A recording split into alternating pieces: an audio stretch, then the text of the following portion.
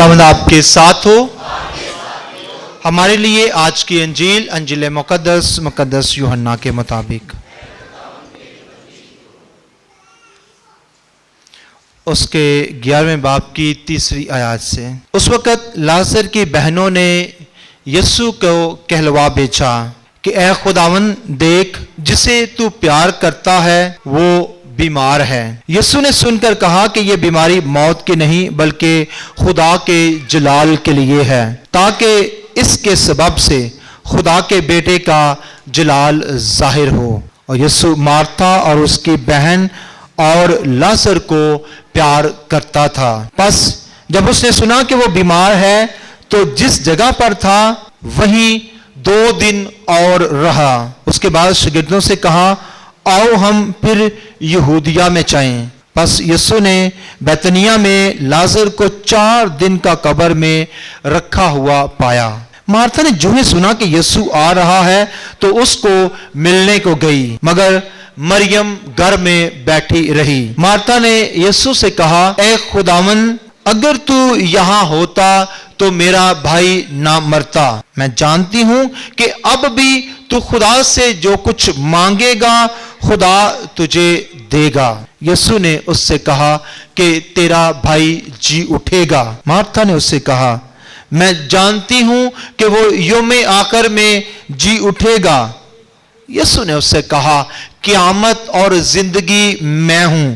जो मुझ पर ईमान लाता है अगर चाहे मर गया हो तो भी जिंदा रहेगा। क्या तू इस पर ईमान लाती है? उसने यीशु से कहा, हाँ ऐ खुदावंद, मैं ईमान ला चुकी हूं कि तू अल मसीह है, इब्ने खुदा, जो दुनिया में आने वाला था। बस यीशु ने रूह में आंख खींची और घबरा कर कहा, तुमने उसे कहां रखा है? उन्होंने उससे कहा, ऐ खुदावंद, चल और देख ले। और यीशु के आंसू निकल आए। तब यहूदियों ने कहा, देखो वो उसे कितना प्यार करता था। लेकिन उनमें से बाज ने कहा, क्या ये जिसने अंधे की आंखें खोली इतना न कर सका कि ये भी ना मरता? तब यीशु अपने में फिर आंख खींच कर कब्र पर आया। वो एक गार था और उस पर पत्थर धरा था। यीशु ने कहा, पत्थर को हटा दो। मरहूम की बहन मार्था ने उससे कहा, ऐ खुदावंद, उससे तो अब बदबू आती है क्योंकि उसे 4 दिन हो गए हैं। यीशु ने उससे कहा, क्या मैंने तुझसे नहीं कहा था कि अगर तू ईमान लाएगी तो खुदा का जलाल देखेगी? बस उन्होंने पत्थर को हटा दिया और यीशु ने अपनी आंखें उठाकर कहा, ऐ बाप, मैं तेरा शुक्र अदा करता हूं कि तूने मेरी सुन ली है। मुझे तो मालूम था कि तू हमेशा मेरी सुनता है, मगर इन लोगों के सबब से जो आस पास खड़े हैं कि मैंने ये कहा ताकि वो ईमान लाएं कि तू ही ने मुझे भेजा है। और ये कहकर बुलंद आवाज से पुकारा कि ऐ लाजर, निकल आ। जो मर गया था वो कफन से हाथ और पांव बांधे हुए निकल आया और उसका चेहरा रुमाल से लिपटा हुआ था। यीशु ने उनसे कहा कि उसे खोल दो और जाने दो। तब यहूदियों में से बथेरे जो मरियम के पास आए थे, जिन्होंने यीशु का ये काम देखा, उस पर ईमान लाए। यहां तक आज की अंजील। अंजील जलील के वसीला से हम सब की खताएं मुआफ की जाएं। मसीह खुदावंद अज़ीज़ो, आज हम पाकमा कलीसिया के साथ मिलकर रोज़ों के 5वें इतवार की इबादत खुदावंद के हुजूर गुजरानते हैं। और आज की तिलावतों का जो मरकज है उसमें खुदावंद हमें याद दिलाते हैं कि हमारा खुदावंद नामुमकिन को मुमकिन करने वाला खुदा है। हमारा खुदा ना उम्मीदी में उम्मीद पैदा करने वाला खुदा है और नामुमकिन को मुमकिन करने, ना उम्मीदी में उम्मीद पैदा करने के लिए खुदा हमें जो है वो अपना जलाल जाहिर करते हैं। और वो जलाल जाहिर करने के लिए खुदावंद दुआ का सहारा लेते हैं। لوگوں کی اس معجزے میں انوالومنٹ لیتے ہیں۔ اب جب ہم آج کے کلام پر دھیان و گیان کرتے ہیں تو آج کی پہلی تلاوت جو حزقییل نبی کی کتاب سے لی گئی ہے، اور حزقییل نبی جو ہے اس کو خداوند نے کہا کہ تو نبوت کر، اور نبوت جو ہے وہ ہمیشہ لوگوں کے ساتھ کی جاتی ہے۔ نبوت جو کی جاتی ہے وہ واقعات پر کی جاتی ہے، لیکن آج خداوند جو ان کو کہہ رہے ہیں کہ نہ لوگوں پر اور نہ چیزوں پر بلکہ سوکھی ہڈیوں پر کر۔ اب ایک ہوتا ہے ہڈی اور ایک ہوتا ہے سوکھی ہڈی۔ انسان کی جب کوئی ہڈی ٹوٹ جاتی ہے تو اس میں کیونکہ رطوبت ہوتی ہے اور اس میں دوبارہ جو ہے جڑنے کا چانسز ہوتے ہیں، امید ہوتی ہے، لیکن جب ہڈی سوکھ جاتی ہے تو وہاں سے دوبارہ اس ہڈی کو جوڑنا ناممکن سی بات ہے۔ خداوند جو ہے کہہ رہے ہیں کہ سوکھی ہڈیوں پر، اور سوکھی ہڈیوں پر نبوت کر، اور یہ بھی کہہ کہ میں ایک وقت آئے گا میں تمہاری قبروں کو کھولوں گا۔ اب سوکھی ہڈیوں سے کیا مراد ہے؟ سوکھی ہڈیوں سے مراد بنی اسرائیل قوم کو خدا جو ہے مخاطب ہے کہ یہ ایسے ہو چکے ہیں جہاں پر اب امید نہیں ہے۔ اب یہ ایسے ہو چکے ہیں جن کی امید نہیں ہے کہ وہ واپس آئیں، وہ خدا کی طرف واپس آئیں، وہ پچھتائیں، وہ رجوع لائیں، وہ اپنے آپ اپنے گناہوں کا اقرار کریں۔ اب یہ ایسے ہو چکے ہیں جیسے ان کو دوبارہ جو ہے زندگی کی طرف لانا ناممکن ہے، لیکن میں پھر بھی تم سے کہتا ہوں کہ تو ان پر نبوت کر، تو ان کی سرزنش کر، تو ان کو امید دے، اور چاہے تجھے ایسے لگے کہ تو جو ہے قبروں سے بات کر رہا ہے، لیکن یہ جو اگر تو ان سے بھی بات کرائے گا تو میں جیسے قبروں کو بھی کھول دوں گا، یعنی کہ جو بات ختم ہو چکی ہے میں اس کو دوبارہ سے پھر بحال کروں گا، جس کو آج کی انجیل مقدس میں خداوند یسوع مسیح بحال کرتے ہیں۔ آج کی انجیل مقدس میں اس نبوت کی جو ہے ہم تکمیل دیکھتے ہیں، اور اس نبوت میں جو تکمیل ہے اس معجزے میں لازر کا زندہ کیا جانا۔ لازر کے زندے کیے جانے میں کچھ باتیں بڑی اہم ہیں۔ لازر کا معنی ہے مدد کیا گیا، اس کی مدد کی ہو، اور لازر جو ہے یہ ان مخصوص لوگوں میں سے تھا جنہیں خداوند یسوع مسیح پیار کرتے ہیں۔ بائبل مقدس میں یوحنا شاگرد کی بات کی گئی ہے جسے خداوند یسوع مسیح پیار کرتے تھے۔ اس کے بعد لازر اور اس کے خاندان کی بات کی گئی ہے، لکھا ہے کہ جسے یسوع پیار کرتا ہے۔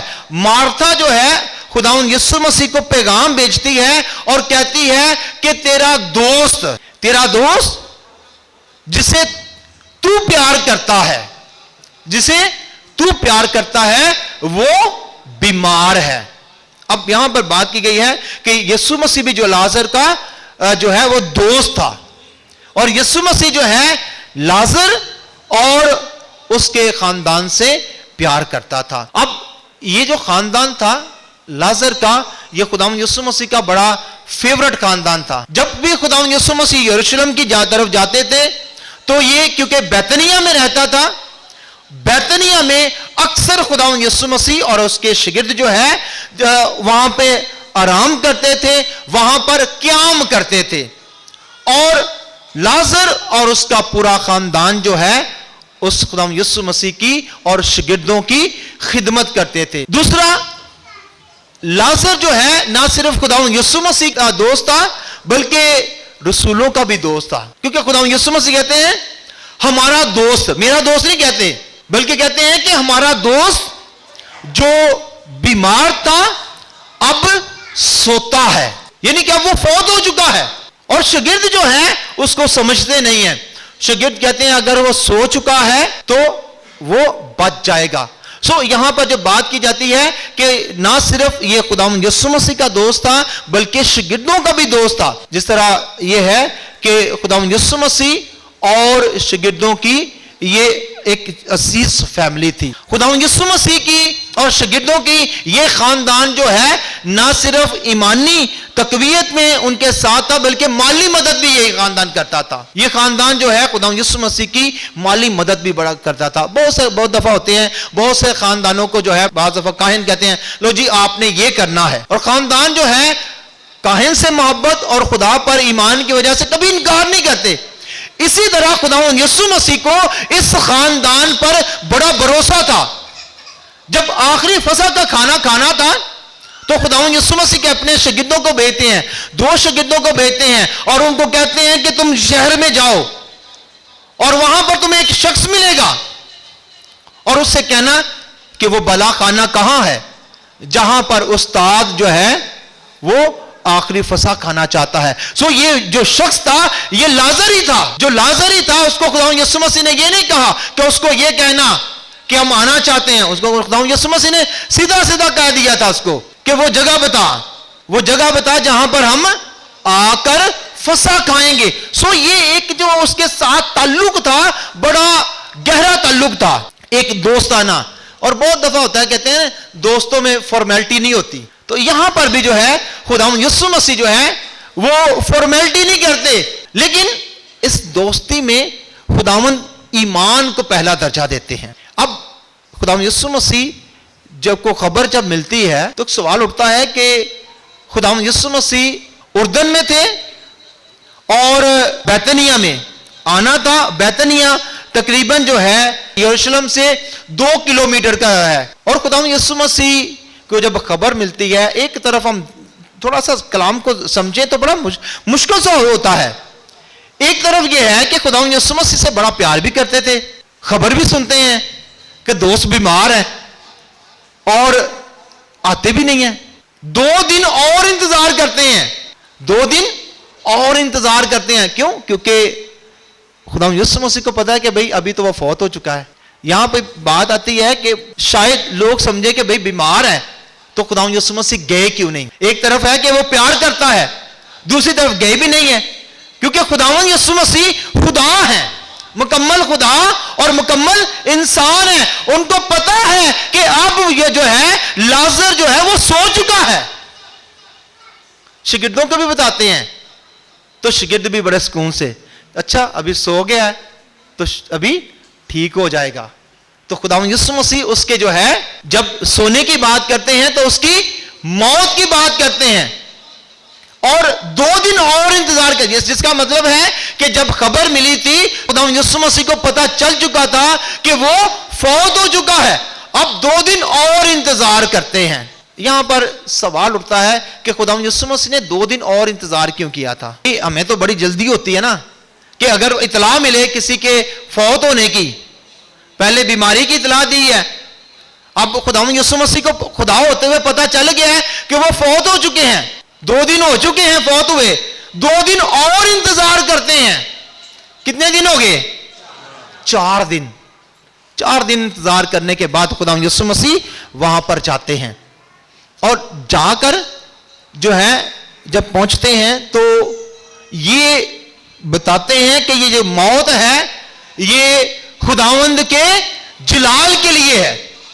کیوں؟ کیونکہ یہ 4 دن جو ہے یہودیوں میں ایک تصور تھا کہ جب کوئی انسان فوت ہوتا ہے, جب کوئی انسان فوت ہو جاتا ہے تو اس کی روح جو ہے 3 دن تک زمین پر گھومتی رہتی ہے اور چوتھے دن آسمان پر چلی جاتی ہے. 3 دن کے بعد چوتھے دن جب آسمان پر چلی جاتی ہے تو پھر روح کو واپس بلانا ناممکن ہے. ہم بھی اپنے روزمرہ زندگی میں جب کوئی فوت ہوتا ہے تو تیسرے کی عبادت کرتے ہیں کہ اب جو ہے اب روح جو ہے وہ خداوند کے مکمل طور پر پاس چلی گئی ہے اور اب جو ہے خداوند ایک نا امیدی میں جب مکمل طور پر جو ہے جس طرح حزقیل نبی کو کہا تھا خداوند نے کہ سوکھی ہڈیوں پر نبوت کر, ایسی حالت پر کہ جہاں پر امید نہیں ہے وہاں سے میں امید کو برپا کروں گا. اب لوگوں کے لیے ناممکن تھا کہ ایک ایسے شخص کو جو 3 سے 4 دن یعنی کہ 3 دن ختم ہو گئے ہیں, 4 دن ہو گئے ہیں, اب روح کو دوبارہ بلانا नामुमकिन है, और हमारे खुदा नामुमकिन को मुमकिन करते हैं। वो अपने आप में जो है दावा करते हैं कि क़यामत और जिंदगी मैं हूं। जो मुझ पर ईमान लाता है वो मर भी गया हो तो भी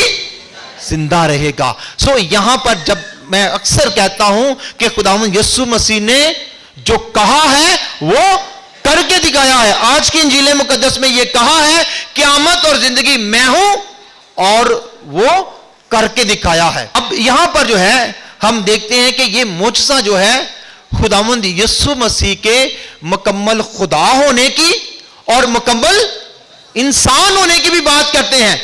जब मुकम्मल खुदा होने की बात करते हैं तो लाजर का जिंदा किया, यानी कि रूहों पर वो इख्तियार रखते हैं कि रूह जो है उसी के इख्तियार में है। जिस्म और रूह, जिस तरह हम कहते हैं हमारा जिस्म और रूह किसके इख्तियार में है? खुदा के इख्तियार में है। और खुदावंद यीशु मसीह उस जिस्म में दोबारा जिंदगी डालकर ये ऐलान करते हैं कि ये रूहें भी जो हैं, जिस्म जो है वो मेरे इख्तियार में है। दूसरी तरफ अपने इंसान होने की भी बात करते हैं। जब देखते हैं कि दोस्त है, फौत हो चुका है, इंसान होते हुए फीलिंग्स हैं। लिखा है कि वो जब वहां पहुंचा तो उसने आह भरी, कहते ने हौंका भरया, एक बार नहीं बल्कि दो बार। एक वहां जब यीशु मसीह मारता और दूसरे लोग मिलते हैं तो कहते हैं कि कहां तुमने उसको रखा है। वहां पर जो है उसने कहा, वो घबरा कर आह भरी। और दूसरा जब खुदा यीशु मसीह जो है कब्र पर जाते हैं और लिखा है कि उसके आंसू निकल आए। ये बाइबल मुकद्दस की सबसे छोटी आयत है, एंड ही वेप्ट। ये खुदावंद यीशु मसीह पहली बार है जहां पर जो है खुदावंद यीशु मसीह इंसानी मोहब्बत में जो है उनके आंसू बह रहे हैं, वो रोए हैं, उन्होंने उस गम को महसूस किया है। और यहां पर जो है उसके गम का भी मजाक उड़ाया जाता है, उसका तमस्खुर उड़ाया जाता है। वो कहते हैं जब वो उसके आंसू निकलते हैं तो वहां पर दो तरह के लोग हैं। कुछ कहते हैं देखो उसे कितना प्यार करता था। दूसरे लोग की कहते हैं अच्छा अगर ये इसे इतना प्यार करता था तो इसने उस जन्म के अंधे को जो है उसकी आंखों को बिना किया। अगर इतना प्यार करता था तो ये ना करता कि ये ना मरता। मन के मजाक उड़ाना कहीं होता है ना, लो जी आते मगरमच्छ दे आंसू हो रहे हैं। मन के लोगों जो है बाज दफा हम जो है ताने मारने में भी कमी नहीं करते। सो एक तरफ लोग जो हैं यीशु के साथ हैं, दूसरी तरफ यीशु के खिलाफ है, मजाक उड़ा रहे हैं। लेकिन यीशु लोगों की परवाह नहीं करता, बल्कि खुदावंद यीशु मसीह जो है उसका जो फोकस है, उसका जो मिशन है, उसका जो गोल है, जो जिंदगी देना है, वो आगे बढ़ता है और लोगों से कहता है कि क्या करो, कब्र का पत्थर जो है हटा दो। जब कब्र का पत्थर हटाने की बात करती है तो यहां पर इंसानी जज्बात की बात आती है। मार्था कहती है खुदावंद ऐसा ना कर, ऐसा ना कर। क्यों? क्योंकि वहां पे लोग खड़े हैं, वहां पे लोग खड़े हैं। यहां पे अब उसको जो है 4 दिन हो गए हैं जो है फौत हुए, अब तो उसका जिस्म जो है सड़ना शुरू हो गया है, अब तो उससे बदबू आती होगी। कौन यहां पर टिकेगा, कौन यहां पर ठहरेगा? और मैं नहीं चाहती कि लोग उस बदबू से जो है यहां से दूर भागें। खुदावंद ने कहा कि भाई तुझे नहीं याद, तूने अभी अभी ईमान का इकरार किया है, तुझे मैंने कहा था कि अगर तू ईमान लाएगी तो खुदा का जलाल देखेगी। अब ईमान जो है जो तेरा तुम ईमान लाती है, अब जलाल देखने की बारी है।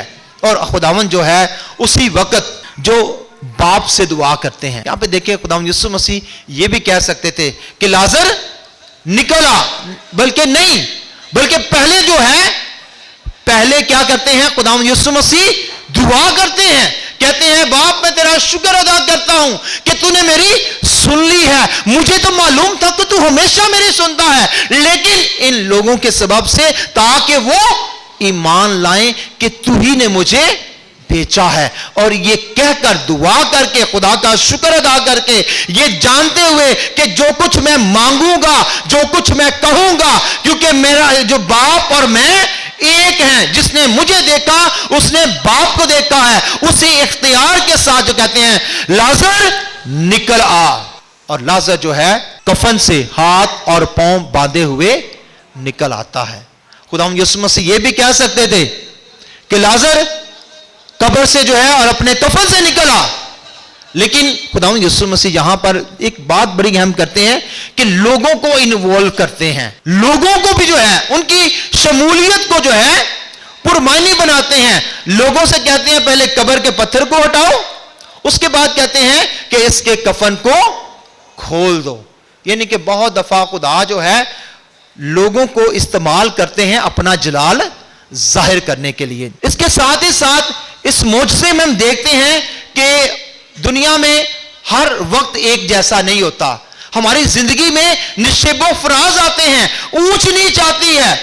कुछ अरसा पहले यही बैतनिया के लोग और यरूशलेम के लोग खुदावंद यीशु मसीह को कत्ल करना चाहते हैं, और यहां पर जो है खुदावंद यीशु मसीह जो है से छुप रहे हैं। अब खुदावंद यीशु मसीह अपने शागिर्दों से कहते हैं कि आओ हम यरूशलेम की तरफ जाएं, और वहां पर जो है इब्ने इंसान सरदार काहिनों, फकीरों और फरिश्तियों के हवाले किया जाएगा, और वो उसे क्या करेंगे, मसलूब करेंगे, और वो तीसरे दिन मुर्दों में से जी उठेगा। यही वो लोग थे। यहां पे लोग जो हैं बैतनिया के लोग, यरूशलेम के लोग खुदावंद यीशु मसीह को ढूंढ रहे थे, मुझसे देखने के लिए नहीं बल्कि पकड़ने के लिए और कत्ल करने के लिए। लेकिन खुदावंद वक्त पर भी कुदरत रखने वाला है, उसको पता है कब क्या करना है, कब क्या नहीं करना।